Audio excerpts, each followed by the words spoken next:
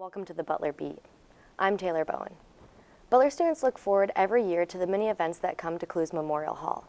Performers from Jimmy Fallon to Archbishop Desmond Tutu have graced the stage at Clues. Joining me today is Lance Patterson, the events manager at Clues Hall. Thank you for joining me today, Lance. Thanks for having me in. So when these big shows come on campus, what does your typical day before an event look like?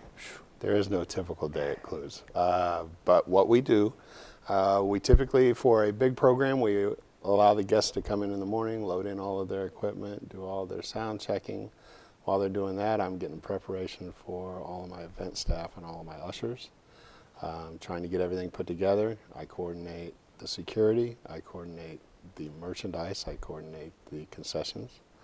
I coordinate all of the fun stuff that goes into the event behind the scenes while the stage guys take care of that. So today was a day where I got in at 8 and I'll get out about 10 o'clock tonight.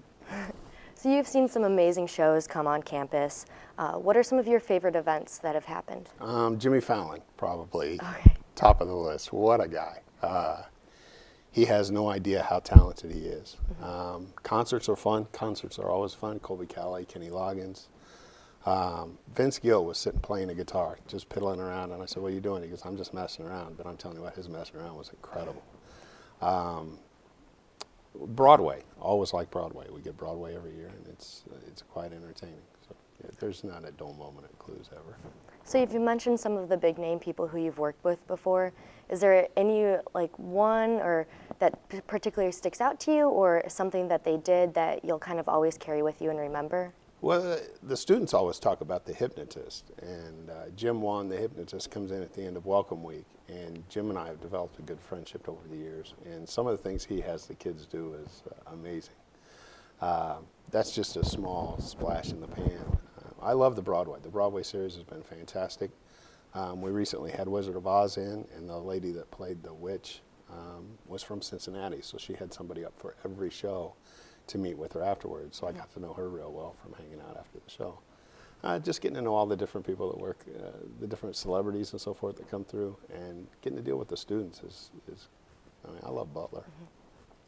So it seems like whenever I'm opening up a magazine, I always read about someone can't have blue M&Ms in their bowl before the show. What has been the weirdest request that you've gotten? You know, that's not the case, and a lot of times folks do that just to see how far you'll go to take care of them. Whoopi Goldberg, we tried to get her to order food and so forth and so on. She said she just wanted 6 bottles of Fiji water. You know, that's it. There's all kinds of requests and all kinds of things.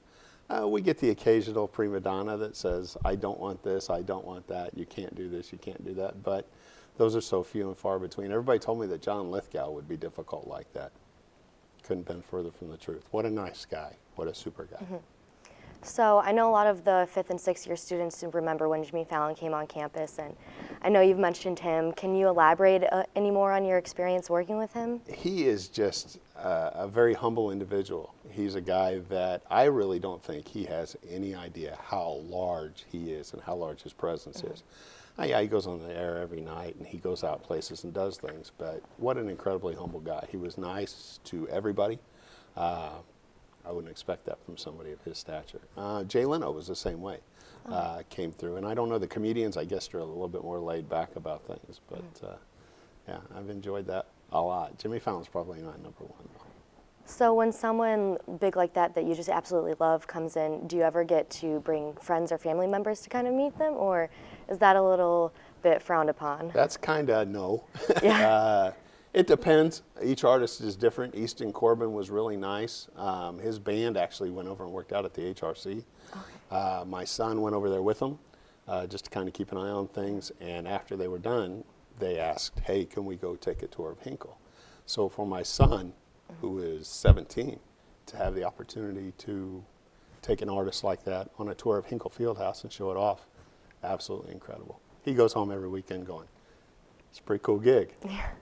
So I know I've heard you talk before about when your wife got to be a personal assistant for Colby Calais. Can you talk a little bit more about that? Or that was she sells insurance during the day and Okay. works at Clues in the evenings. She did take the day off of work to be Colby's personal assistant downstairs in case she needed anything. That was kind of a favor to her from the front office. She was incredibly starstruck. At the very beginning, and by the end they were hugging it out.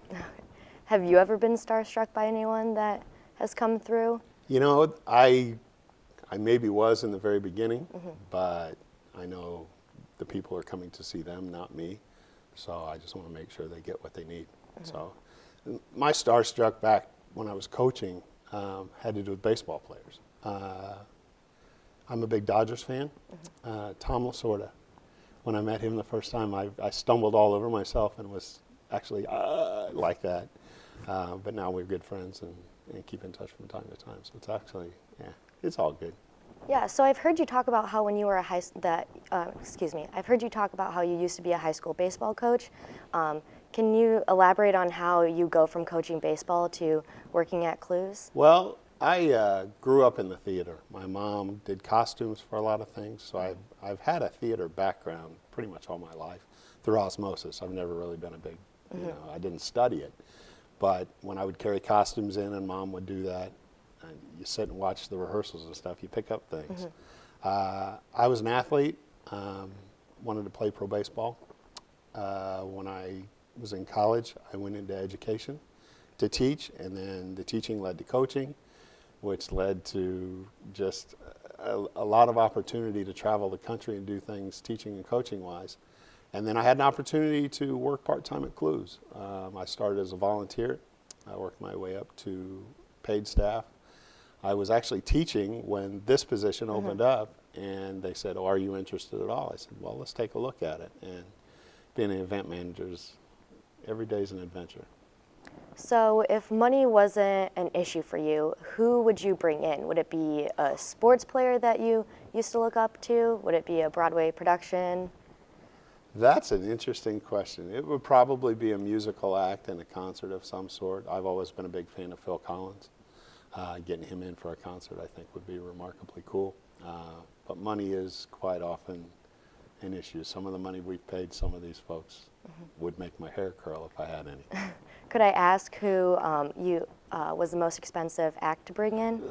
I don't really get too involved in that, but Jay Leno had an incredibly large sum of money paid to him to come, and he had a clause in his contract that said, if anybody's taking selfies or video, I can leave the stage and you can pay me from the whole amount. So Oh, wow, I would have never thought about that before. that makes it very, very difficult because this day and age, everybody wants to take pictures of the show and everybody wants to take video of the show to replay in later rather than just do it in their mind. And it really breaks all kinds of copyright rules and laws. And with comedians, they do the same act every night, so they don't want anybody knowing what they're doing. So they're very guarded about that. Has it ever been an issue with students on campus?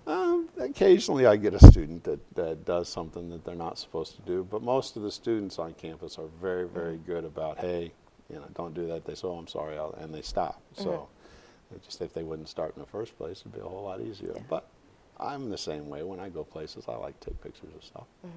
So I know Butler's community is a little bit more close-knit than some other communities.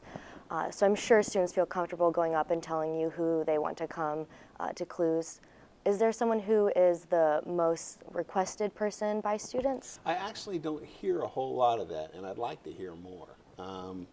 One of the things we're going through, we're doing a reorganization, and Ty wants to know what people want to see. So if people would tell us, drop a note at the desk or something like that, hey, I'd like to see this person.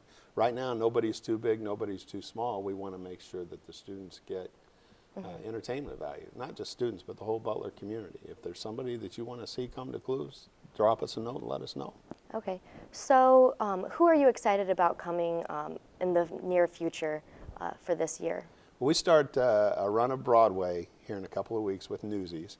That's supposed to be an incredibly awesome experience. It's a Broadway show that's Disney, so Disney goes to Broadway. Ought to be a lot of fun. Johnny Mathis is coming in the spring. Older singer, but I'm kind of curious to see what that's all about. Okay. Little River Band's coming also in the spring. So we've got a lot of good things coming. Paula Poundstone's coming as a comedian. I'm looking forward to that as well. Every day is an adventure, So who are you excited about coming next year? I know it's a little bit far in advance.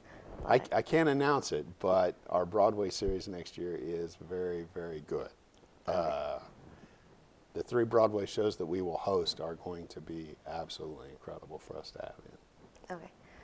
What benefits do you see what benefits do you see these shows bring by coming on campus? We get a wide variety of guests to campus. We are a typical gateway to the community. We have a lot of community members that come to Butler for our programs that wouldn't come to Butler otherwise. I mean, the basketball team's going to draw the basketball crowd, the football team's going to draw that crowd.